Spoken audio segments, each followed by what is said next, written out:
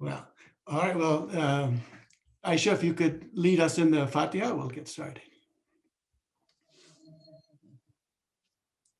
أعوذ بالله من الشيطان الرجيم بسم الله الرحمن الرحيم الحمد لله رب العالمين الرحمن الرحيم مالك يوم الدين إياك نعبد وإياك نستعين اهدنا الصراط المستقيم صراط الذين أنعمت عليهم غير المغضوب عليهم ولا الضالين.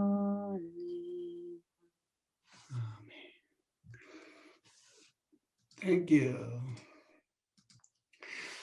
All right, so I'm on the system mic, so it might be a little different. But actually, we have other people are going to be speaking now too. I think Omar will take this, and then we'll take it from there.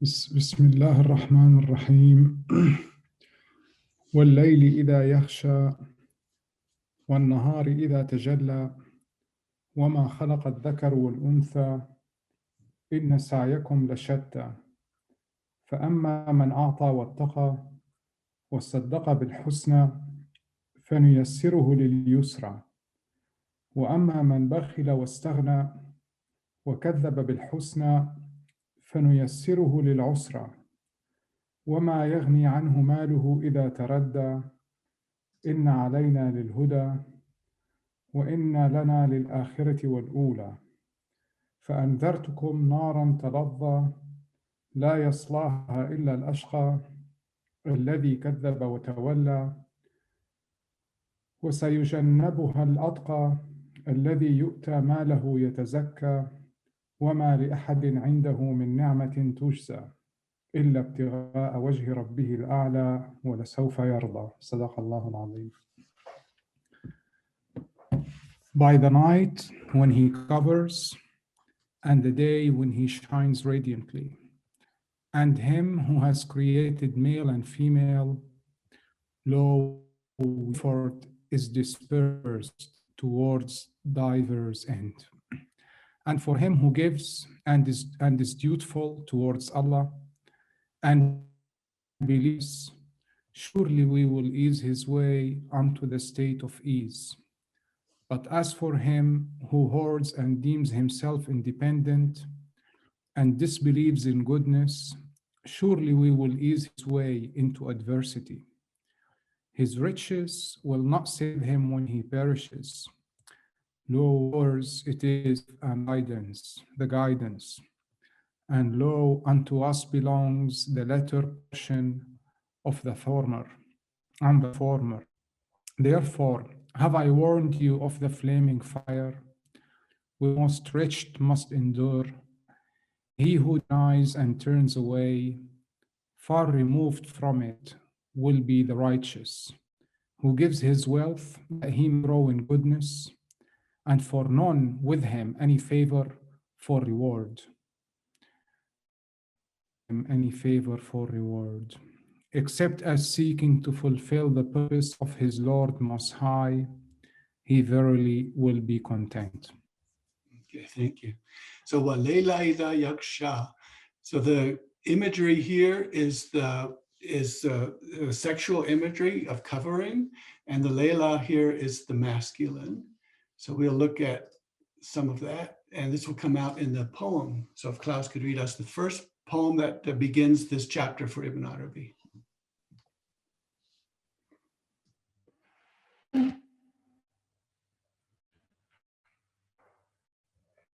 The night covers over what is in the unseen, the strange, the wondrous, and the sun makes appear the light blocking, covering over and concealing who?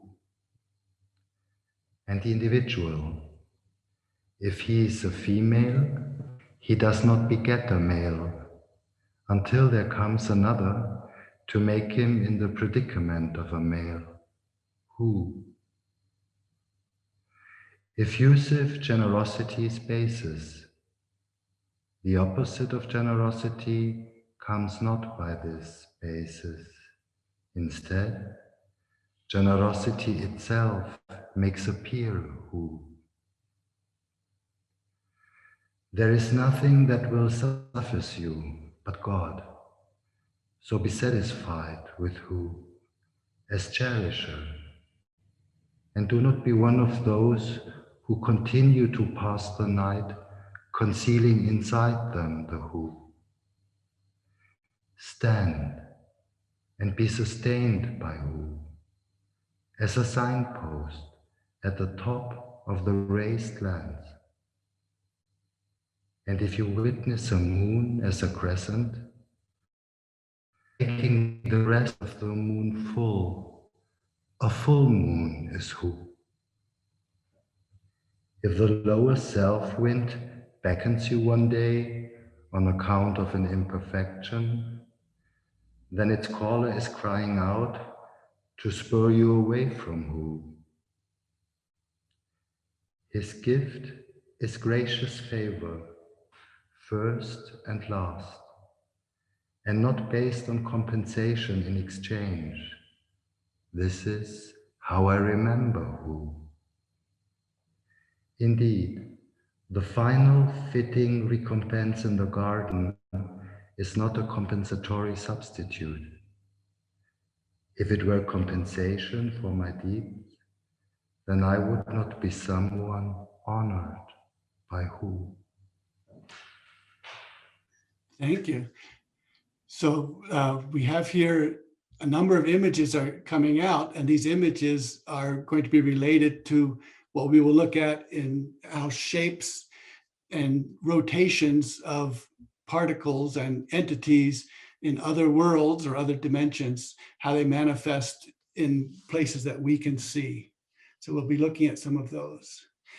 Now, Ibn Arabi is, I'm sure that when he was speaking and reciting and recording the Futuhat to his dozen of people or so that would be around him, I'm sure many of them were thinking, what the heck is going on? Because he's using concepts, he's describing things that are taking sometimes hundreds of years later before anyone in languages such as mathematical languages are able to describe these things. And so he's having to come up with his own descriptions, his own images. And it's up to us then to try to bring these down or connect these into images that we're familiar with, into our languages. And so one of the places that this is these complex numbers. And Ibn Arabi is always telling us that numbers are not one-dimensional. They're not a number line. And in fact, some numbers are on a number plane, so that numbers not only go up and down the number line, they go perpendicular to it as well. And we call these ones complex numbers. And one of the places where complex numbers comes is when talking about waves. And Ibn Arabi is talking about when the two parties meet, when the real, when Haqq meets with the creation, with the human being, an angel is that meeting itself. And so he comes up with three different descriptions or maybe axes of where these waves are going. They have an inverse motion, they have a direct motion, and they have a lateral motion. So he's describing wave motion, which has, we're used to only thinking about mustaqim, that is straight, but actually we're not to translate mustaqim as straight, but as most direct, because a curve can be mustaqim, because it's the most direct way for that one to go from here to there. And so we also have, so Gauss, when talking about these, let's hear Klaus say this quote from Gauss.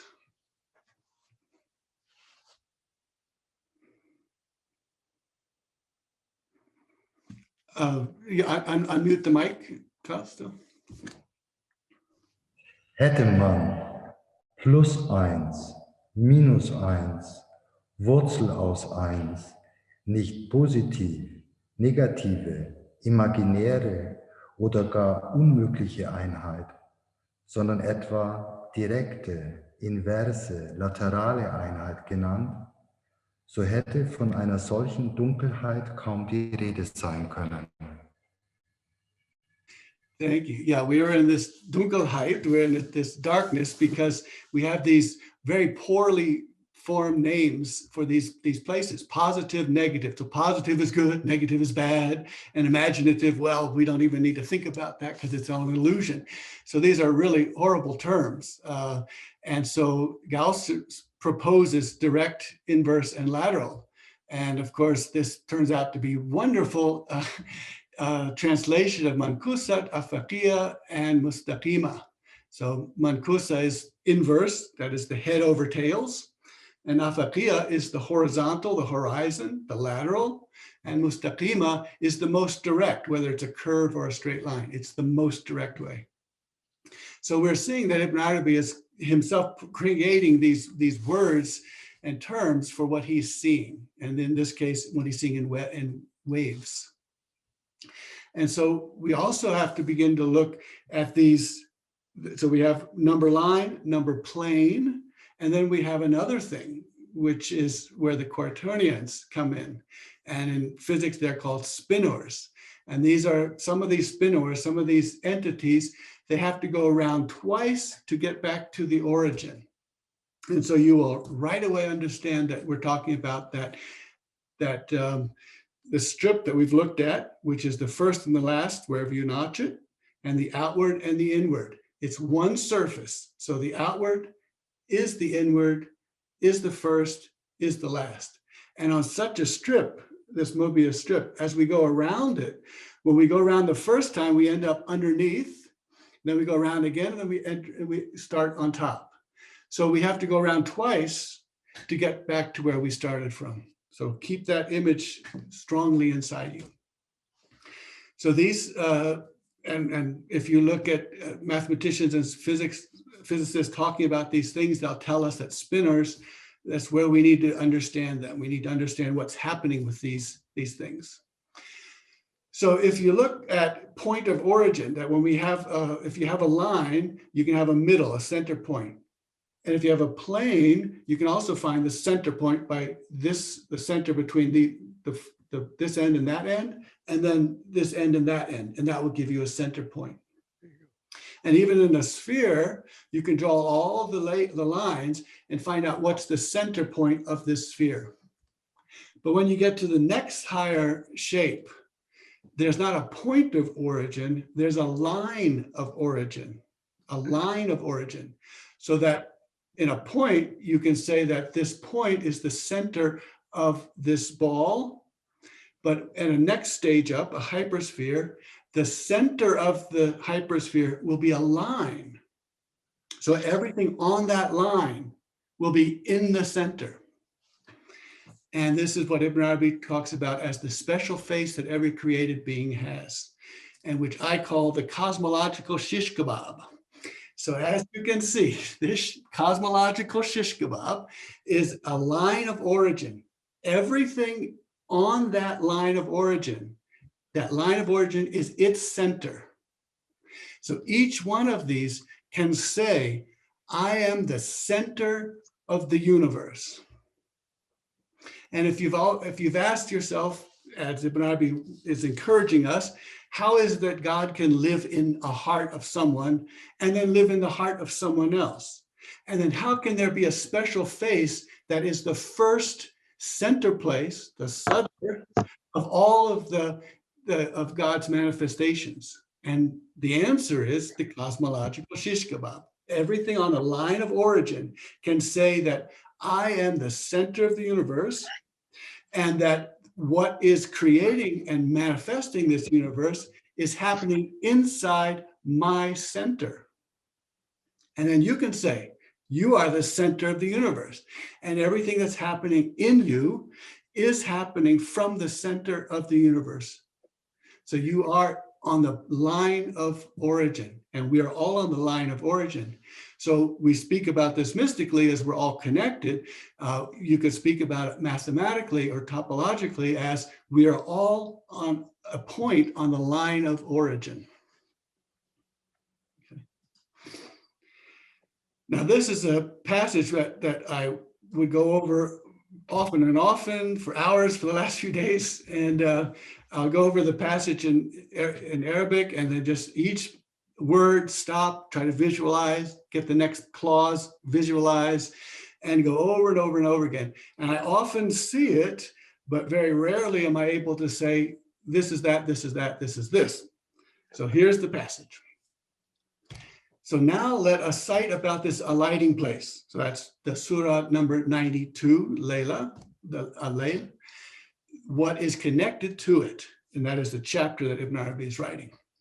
And it is where the meanings wed the bodies in an unseen nikah, so an unseen marriage or sex, based on idea as opposed to based on word.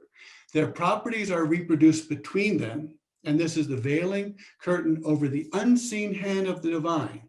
Part of Hugh's process is that she is not perceived. So if we look, let's just hold off there for a second. We look at a sphere and a plane. So if we're on a plane and we can only see two dimensions, and the sphere is going to come, as in flatland, the sphere is going to come through our plane. So the sphere is going to say, let me show you myself, and I will slowly come through your plane of existence. So when this sphere comes through the plane of existence, the first thing we see is a dot and a circle, bigger and bigger and bigger until the equator comes. And then the circle gets smaller and smaller and smaller, a dot, and then disappears. So that's our experience of the sphere, which is one dimension higher than us in this flatland. That's our experience. And we might say, oh, look, that circle repeats itself. It's the same circle. So, the first part of the sphere comes in, we see a circle this big. And then the last part of the circle is leaving, or the sphere is leaving, we see another circle, the same size. So we say, those are two similar circles, they're the same. But in the higher dimension, the sphere says, no, they're not. One of them is my southern hemisphere that came first, and the next is my northern hemisphere, which came next. And in Arabic, the way you describe such a situation is called the shapes resemble each other and therefore are confusing. So we're confused when shapes look the same. And this is exactly a situation where the shape, the circle, looks the same, whether it's northern or southern. And then to remove this confusion, we have to separate them. We have to do bayyana. And so to separate is like clarified butter, ghee. You have to separate the foam on this side and the yellow on this side. And so you do this separation. And now you see, aha, this is the northern hemisphere and this is the southern hemisphere. So these circles now, they look the same, but we know them to be different. So this is the key, that the divine hand is moving something. And I don't know whether that, and it looks the same as my hand moving something. Okay. So if my hand and the divine hand are moving something and they look the same, then I'm confused because the shapes are the same. So I need to clarify them, separate them, and see this is the divine hand and this is my hand. And they look exactly the same. So, and based on this are the entirety of manifest images in the dust. So the dust is the primordial matter in which kind of hold on to these beings which come to them. So this is the dust. The dust is to these images like the woman, and the images are to her like the husband. Brought forth from the two is simply the entities of the two. So brought forth, here's the two, brought forth of them is their own entity. This is one of the most strange and wondrous of the mysteries, where the child is exactly the entity of the father and the mother to the one he is his child, and the father and the mother are exactly the entity of the child to the one the two are to him two parents. This is what Halaj, God be kind to him, says, alluding to in his statement, my mother gave birth to her father. So this is where, you can sit for hours and go through all of this until you begin to see things. But then to identify them, that's been very hard. My mother gave birth to her father. So one of the things that happens that when we try to say we have two spheres now, which look the same, and from what we know from topologies and all these kinds of geometries, we can say that there is a oriented volume. So there's a left-hand sphere and there's a right-hand sphere. So they're oriented differently. They look the same, but one of them is actually a right hand and the other is a left hand. So to clarify them, we need to separate the two and say, where did they come from? So Ibn Arabi is saying that you see a sphere and you say, oh, that's the mother. And then you see another sphere, you say, well, it looks exactly the same, but he's saying, no, they're not. That one's the child. And that child rotates and makes the mother. And the mother rotates and makes the child. But it's four things. So with that Mobius strip, with the one surface, you go around and there's four things happening. You go around, then you start transitioning to the inward, you transition to the outward, you transition to the inward, you transition to the outward. So you have this, and you have to go around twice to get to the beginning. So this is something like in quaternion multiplication, my original shape, mother, the right-hand original sphere, gave birth, that is, rotated this entity to a child, which now becomes a left-hand original sphere, who is her father, and that's the projected plane. So as this is coming from another dimension, we see a sphere, goes like this, it goes like this, it goes like this, it goes like this, it goes like that. Four different things. So it appears, grows, flicks, and then does something else, and then comes back, flicks into a projected plane, grows, and then does something else and comes back. So four different things. So that is, my mother gave birth to her father. And sometimes I see it, and then to try to take it from what I see and then say, okay, this is what, labeling the different stages, that one doesn't really work. But we can use Halaja's poem, My Mother Gave Birth to Her Father, and then in this next Ilahi, much easier to understand, the rose returns to its root. So let's have that.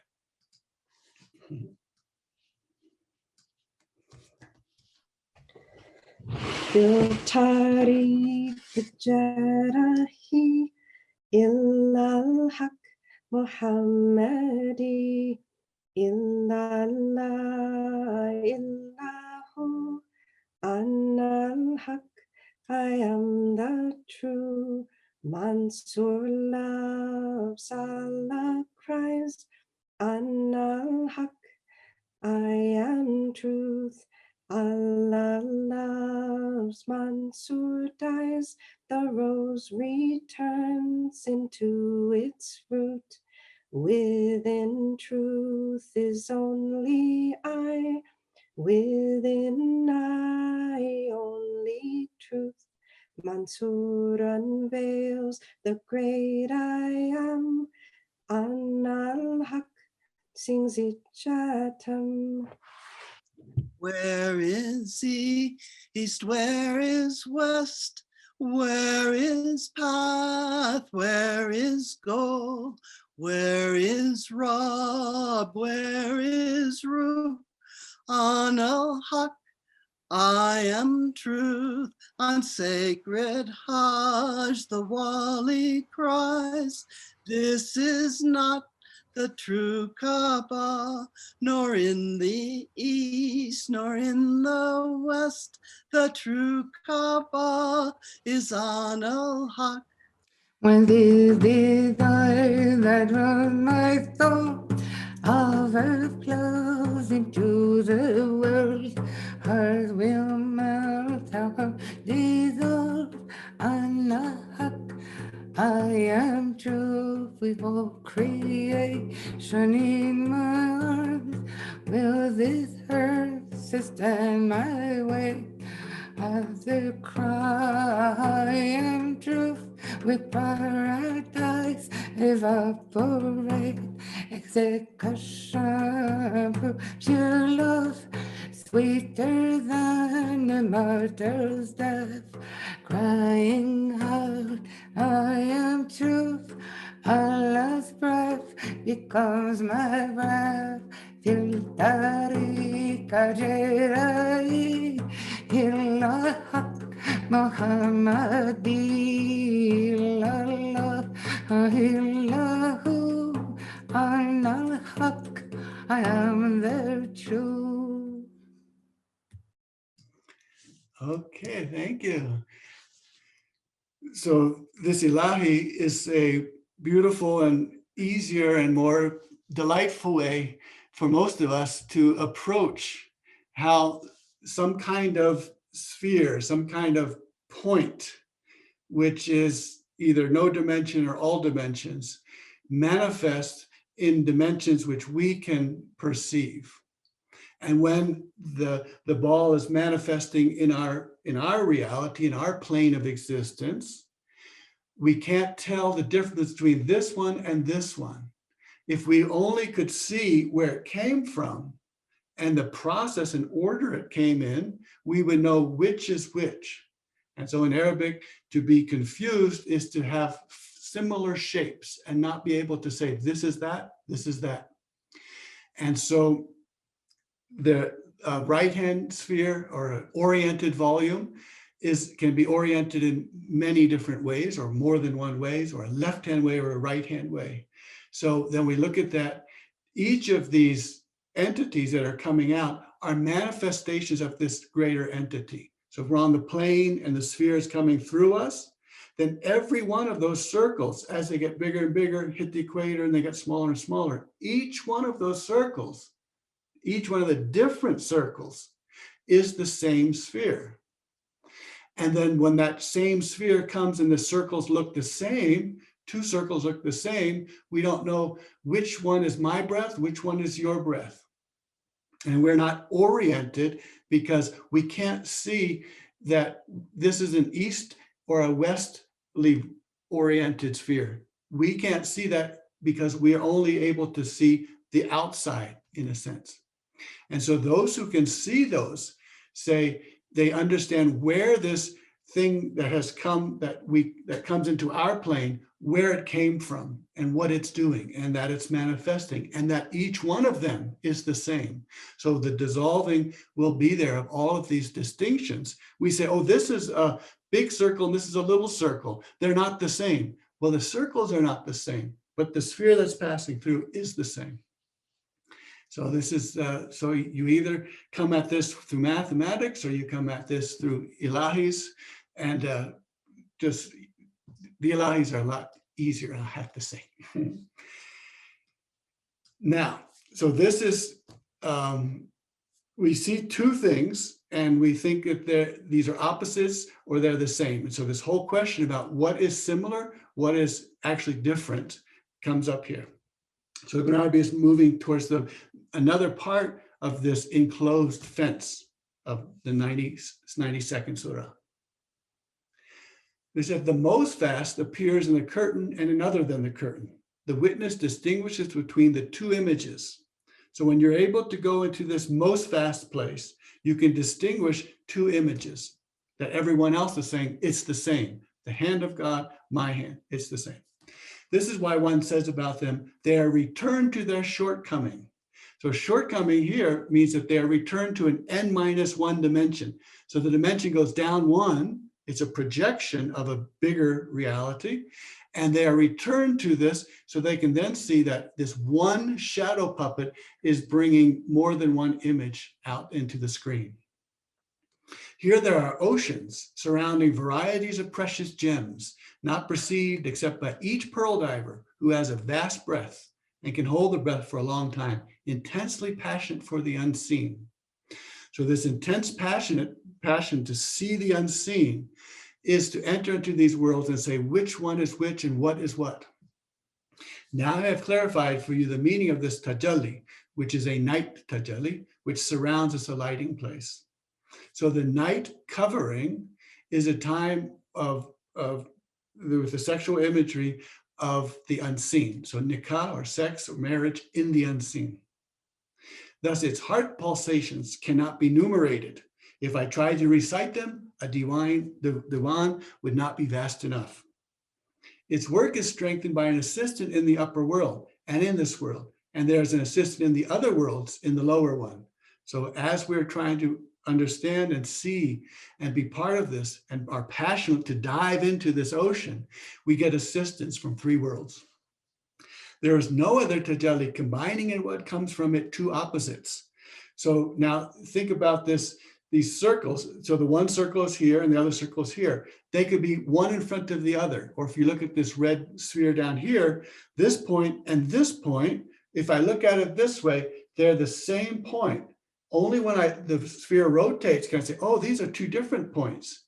These are two different points. So if I'm looking at them and I see 2 points and I know that they're in the same place, but I also know that they're separate. This is the Northern Hemisphere one and this is the Southern Hemisphere one. Then I'm able to see two opposites in one place. For example, pain and pleasure. So I can see the Northern Hemisphere is the pain and the Southern Hemisphere is the pleasure. So I see one dot, 1 point, and yet and one is painful, one is pleasurable. It's the same place and the two opposites are in the same position. It is like the tajalli of the beloved radiating to the lover, while the beloved is embracing someone else and kissing him. With this sighting, he is in pleasure, and with this sighting, he is in pain. This sounds like it has to be from a personal experience. So you see your beloved and you're delighted that, oh, there's my beloved. I am so delighted and so happy, but he's kissing someone else. And so you say, oh no, such great pain. So this is how you see the same thing in two different contradictions. You see your beloved and you're delighted, but your beloved is kissing someone else. So you are in pain. And so that's seeing the Northern Hemisphere and the Southern Hemisphere at the same time. Now, istilam is this rooting out. We've looked at that a little bit. And this is from, therefore do I warn you of a fire blazing fiercely. And I think we won't have too much time, so I'll probably have to move over this one. But this is that you are looking for what's your image of the beloved in your heart, and everything else gets burnt away. You burn away everything else, you root out everything else, so that all that's left is the single image of the beloved. And because you've rooted out everything else and you retain only a single image of the beloved, you are then honored. So that comes out here. That you are honored for having rooted out everything and having only one image of the beloved. This is why he, sallallahu alaihi wasallam, said, keep often to, O you full of jalal and ikram, as one of the dhikrs that you should often keep to. He associates jalal with ikram, and jalal is never mentioned in the sayings of the Prophet, except ikram accompanies it. This is so as to preserve the surface traits of the creature and not banish its entity. So to preserve, when you have two images here, to preserve the one of them and not just flash it out and break it out, there is a preservation of it. This is karam. And this is this generosity that you can be preserved and be here while you are limited and you are not everything. And the beloved's image is not everything, but it is preserved for you so that both can stay.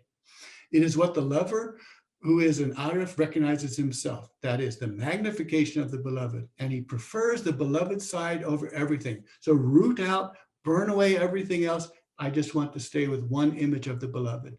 So God honors him because he prefers him over everything else. And Aisha will recite the dhikr for us, inshallah. Ya Dhul Jalali wal Ikram, O sublime possessor of majesty and generosity. There you go. And you can see that nice font and typesetting that I've done there. Okay, now you notice that all of these passages have been very much condensed, or only the very few sentences. So this one is for me to read. So just sit back. It's a story and it should come to you as a story. So just sit back. Sahal Tustari, which I think in Iran is Shushtar, and that's, I think this is the place where he's from.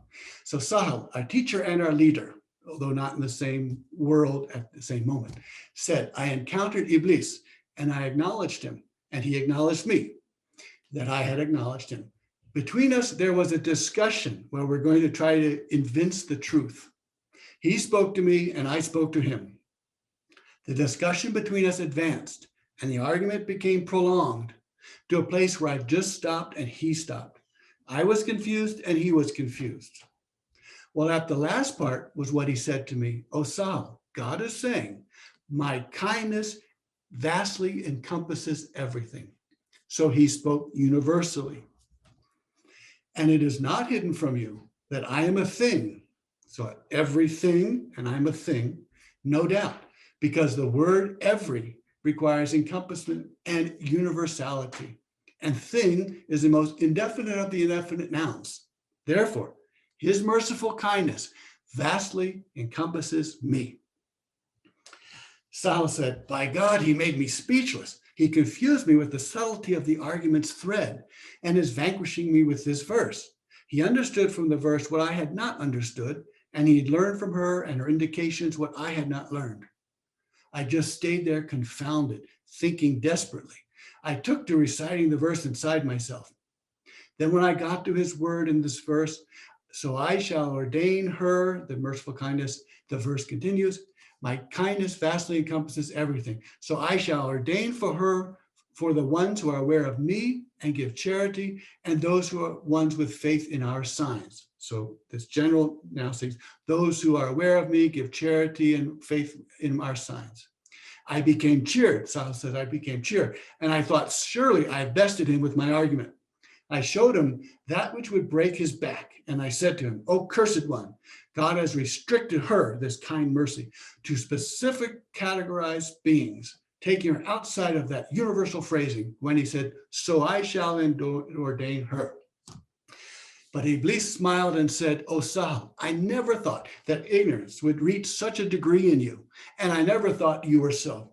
Do you not know, Sal, that grammatical restriction is your adjective, your distinguishing characteristic, not his, not the divine? Sal said, then I shrunk into myself, and my throat choked with spit, and liquid rose to my palate. By God, I found no response, and no door to shut before his face to hide my embarrassment. I knew he had been greedily coveting this, and then he turned back and I turned back. By God, I don't know what happened afterwards. Indeed, God did not set a clear text which will remove this ambiguity. Thus, the matter remains, according to me, upon the volition of his for his creation. I do not make a ruling for this eternal damnation or for a time period that ends or a time period that does not end. Then learn, my friend, now here's Ibn Arabi, that I went over the arguments resorted to, narrated from Iblis, and I see none more remiss in argument than Iblis, nor any more ignorant than him among the ulama. So when I stood on his side, that is, looked from his perspective to study this issue, which was narrated from Sal, I was shocked. And I learned that Iblis had learned a lesson. There was no ignorance in it. So yes, Iblis was a teacher for Sal for this issue. But as for us, we took this issue only from God. So Iblis cannot importune me for the favor in this issue, God be praised, nor for any other issues in the Futuhat. And this is what I am hoping for the rest of my life. That is, his training will become straight from God and not from Iblis. This is a basic issue, not a subsidiary issue. So yes, Iblis is waiting for and expecting God's merciful kindness, that it will be bestowed on him based on the very heart of gracious favor and universal generosity, which who obligated on the self of who. By means of this favor and generosity, who turns to receive the one who turns in repentance and makes amends. Thus, the determination belongs to God, the high, the great, too high, too great to be bound by grammatical limitations. Therefore, nothing is obligatory on God except what he obligated himself with. And what he obligated himself with was merciful kindness. And Omar, could you read those two verses in the translation for us? وما لأحد عنده من نعمة تجزى ولسوف يرضى.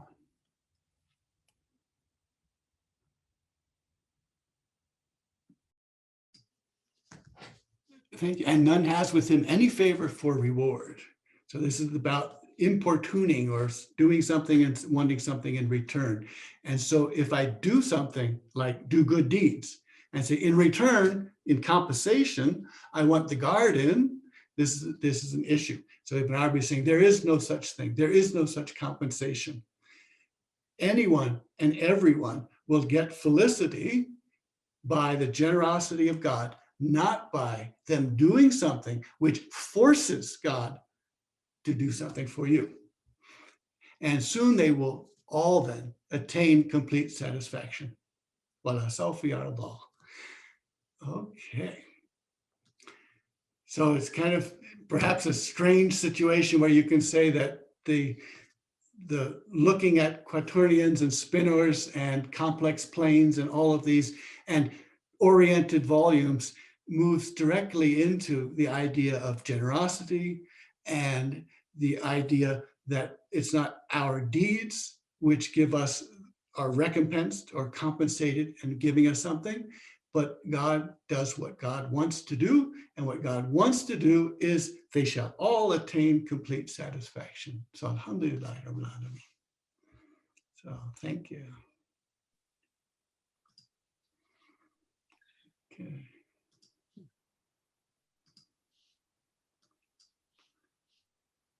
Shall we start? Sure. Okay. Let's see. Okay. No, that's not a question. Assalamu alaikum. The alighting places are different than alighting places in the book 3, Cosmography. Also, I was wondering, what's the meaning of who worship Allah for something, then that object is his object of worship? Does it canceling? Salatul Hajat. Okay, so in chapter 22, we have the 19 alighting places, which are not 19, but go on to all these bigger numbers and bigger numbers. And Ibn Arabi throws some big numbers at us and says, and in fact, they can't even be counted.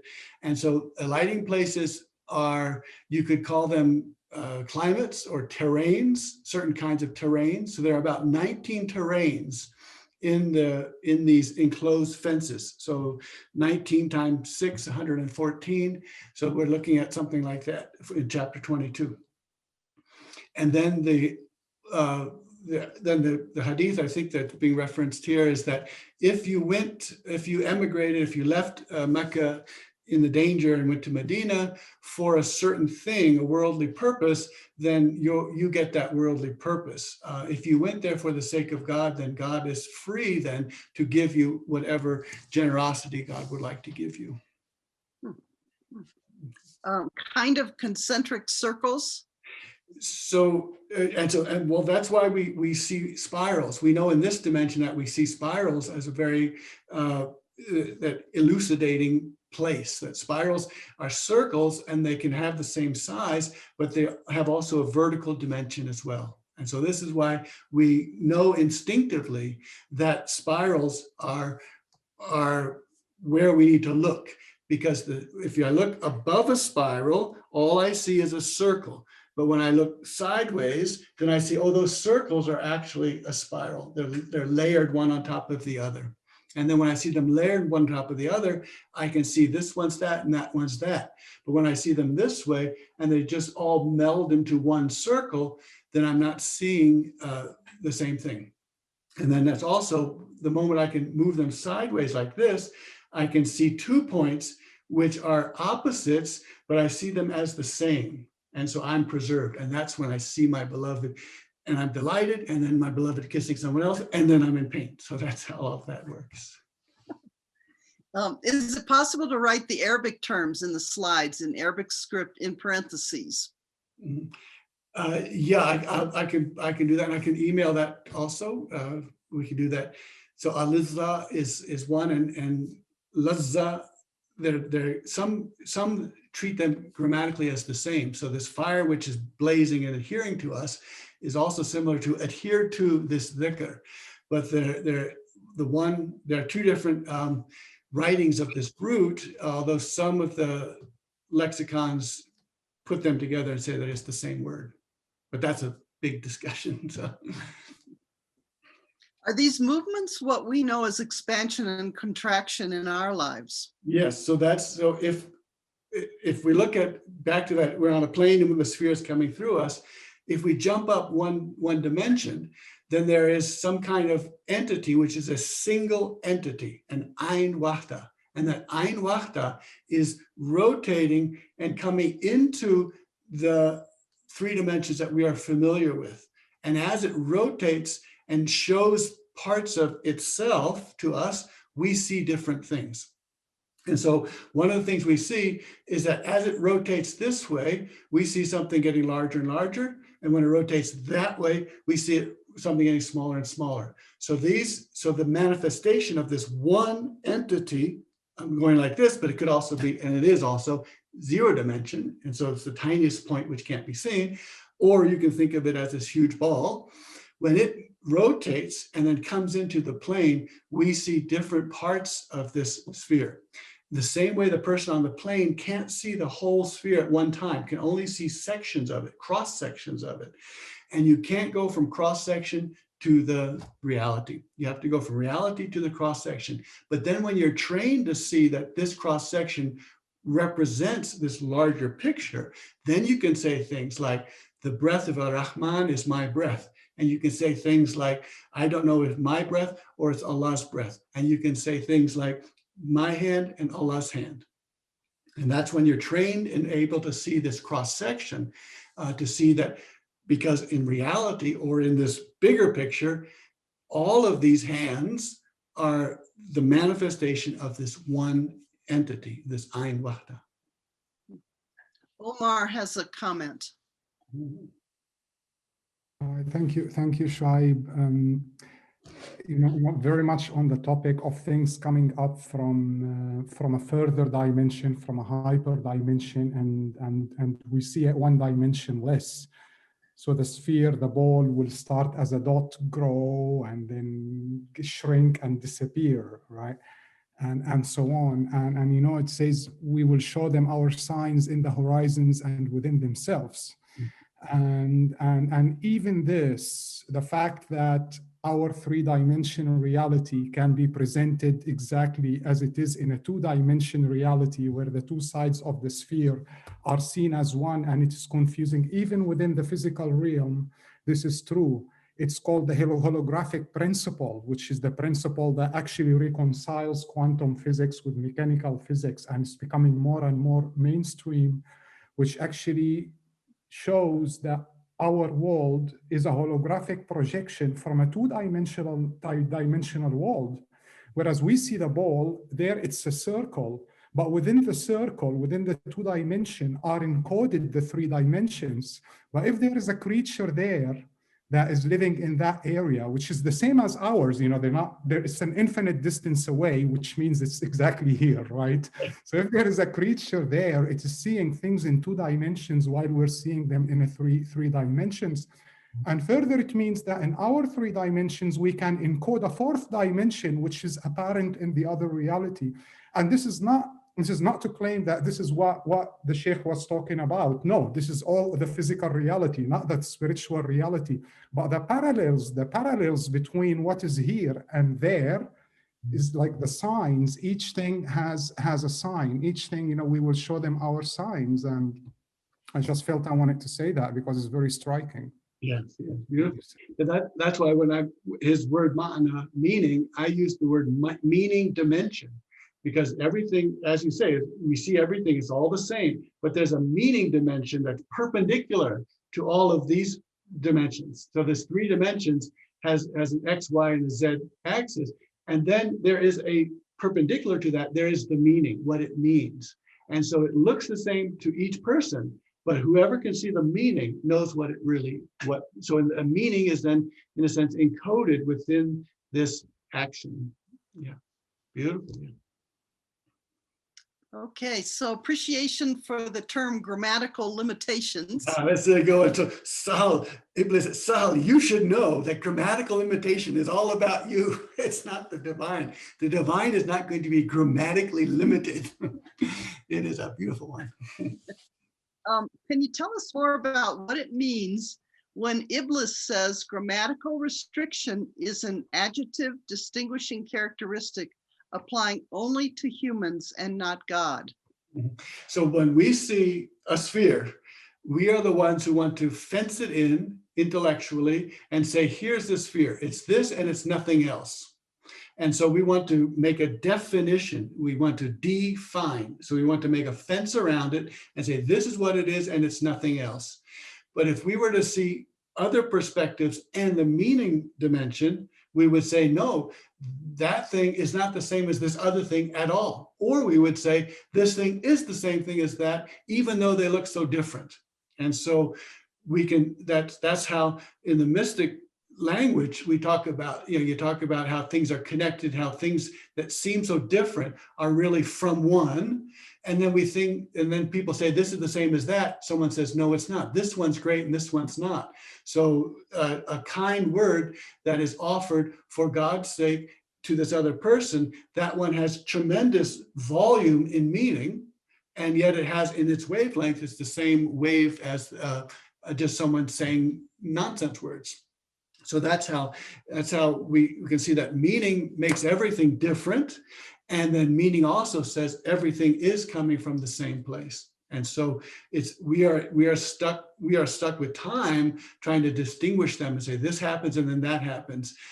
Where if we see the whole, we have a completely different perspective. And so the mystic perspective is the one that has been able to see that all of this, what we call reality, is a projection of something that's higher and greater. So can we say that we can view Iblis' role and ours as different spheres on the same line, while from the inner, they are sourced on a single point? Yeah. So so that's when the parties get together after the day of judgment, and Moses is saying, "Oh, Adam, look what you made us! You put us through all of this because of your approaching this tree." And then they all say, "Yeah, but look what good came out of that. It's a wonderful thing that we had, isn't it?" And everyone agrees. And then Iblis said, "And I'm not so different from you either. I only did what I was told to do, and just the way you did only what you were told to do." And so, and they all thought, "Oh, that doesn't sound right." And then they say, "Well, he's got a point." And so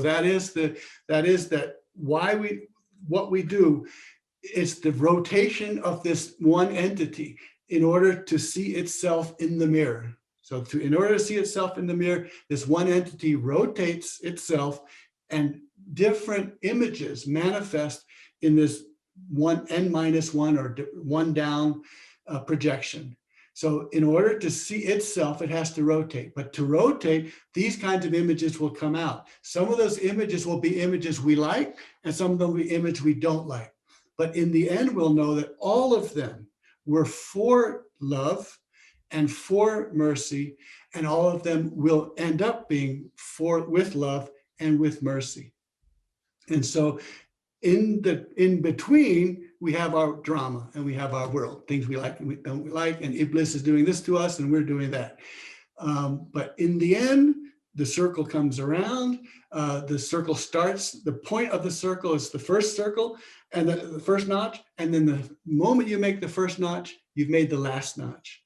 And so if you see it this way, that the Nur Muhammad is here in the first notch and then ends up with the Nur Muhammad and the intercession for all creation, then you see that the moment the Nur Muhammad was made, imaged, then the entire circle of life to ending with the intercession of all creation is the same point.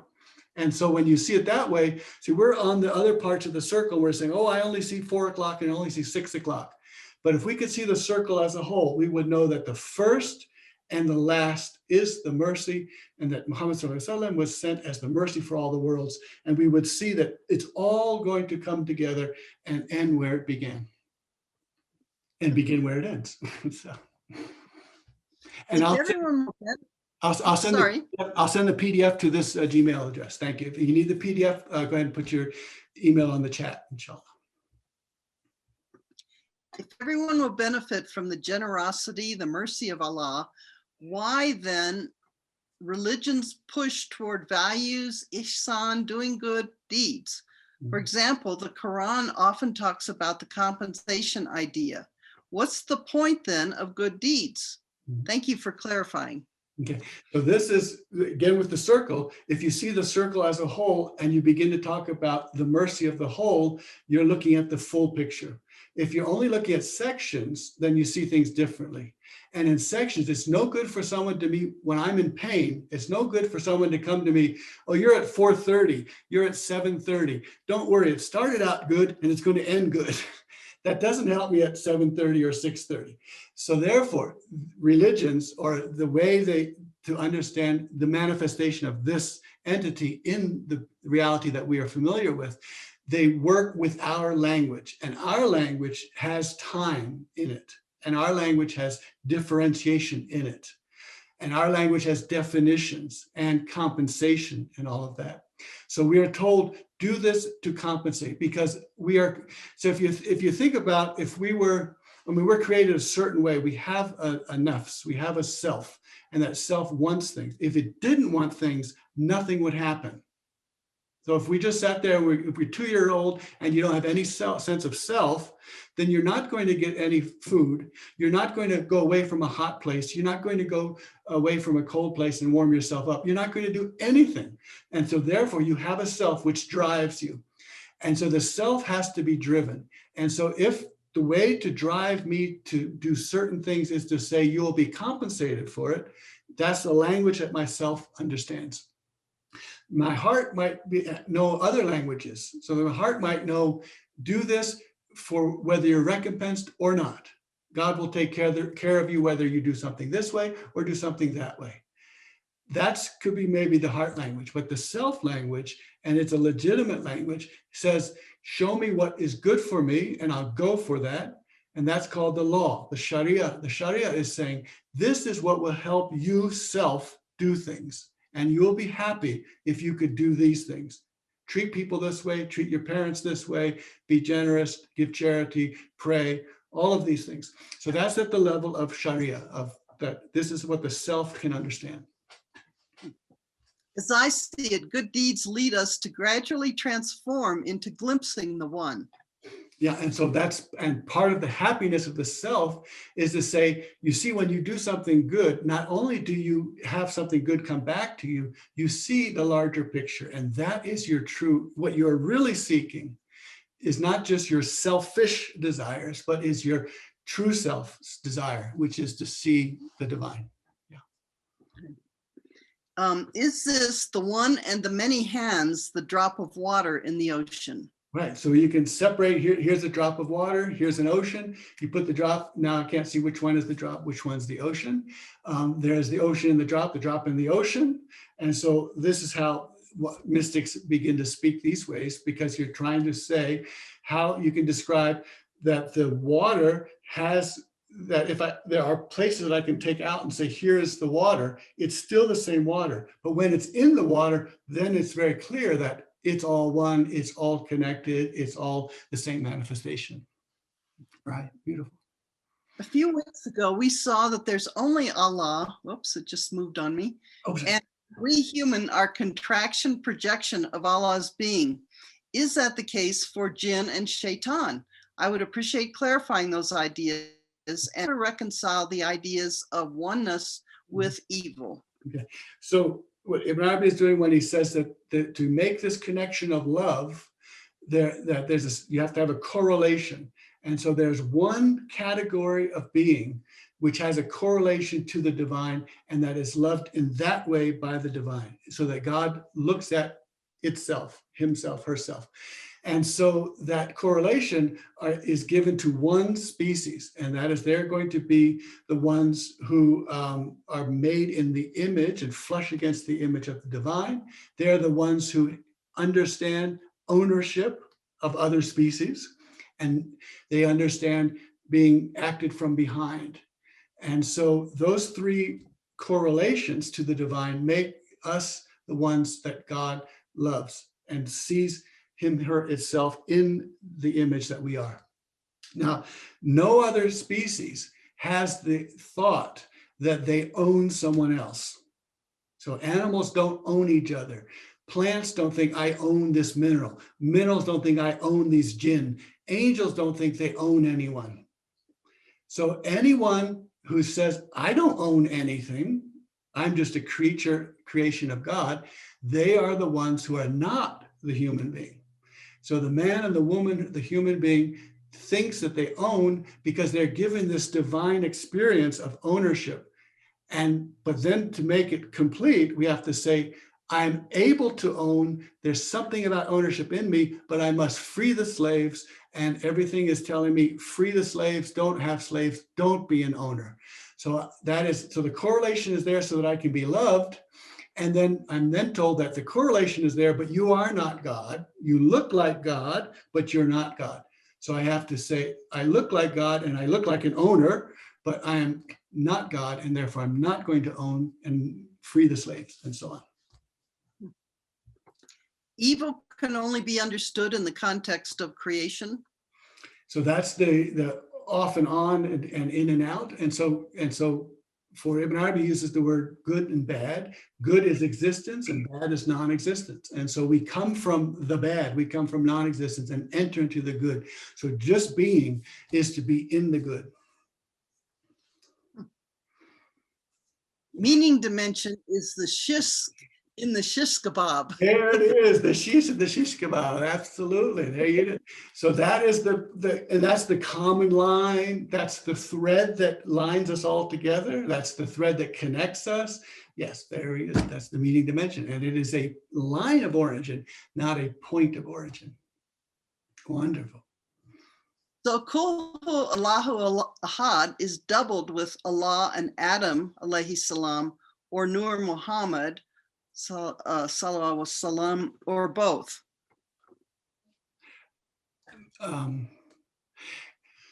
Yeah, so that back to when we talked about that there are many verses that have that are dual verses, that they speak to one party and then they speak to the other party.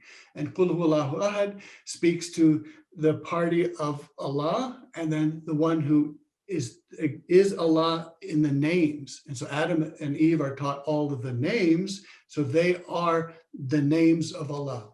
And so that Qul Huwallahu Ahad speaks to both parties, and just the way there's nothing like him, Laysa kamithlihi shay'un speaks to both parties. I keep seeing the Mobius and wonder if there's any relationship to a double helix. Yeah. I mean, the way these are intertwining and then are moving through time. That's also the way spirals are moving through time.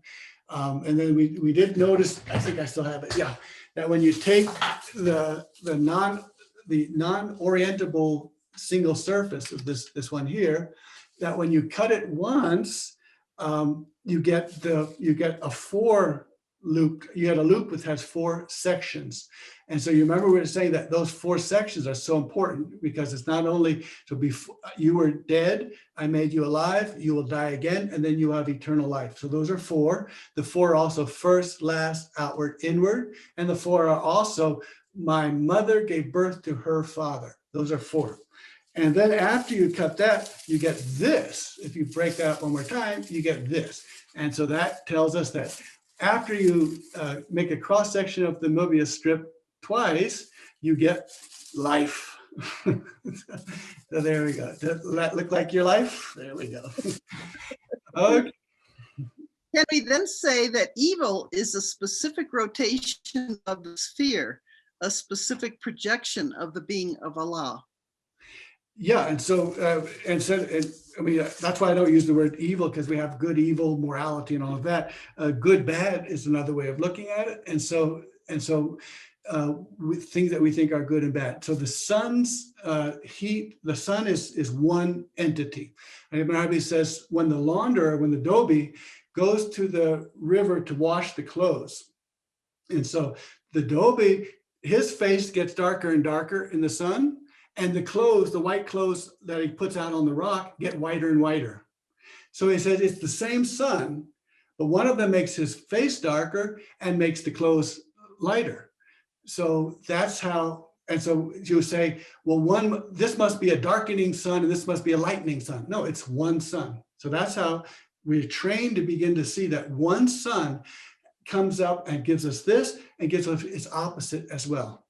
And so this is why Ibn Arabi says there are two places in the final destination, the garden and the hellfire. There are two sisters, Jannah and Jahannam. And he says that those who are cold and need to be warm will go here, and those who are temperate and need to stay temperate will be here. And both are beautiful, merciful places to be. But the ones with this constitution need this, the one with this constitution need that. So it really throws us out of morality and good and bad and all that even. Thank you, Shuaib. Thank you so much. Okay. Good. Yeah, so I'll go ahead and try to send the PDF to the people who have given the email. And I have a number of people who have given email before, and we'll try to send them each time. So.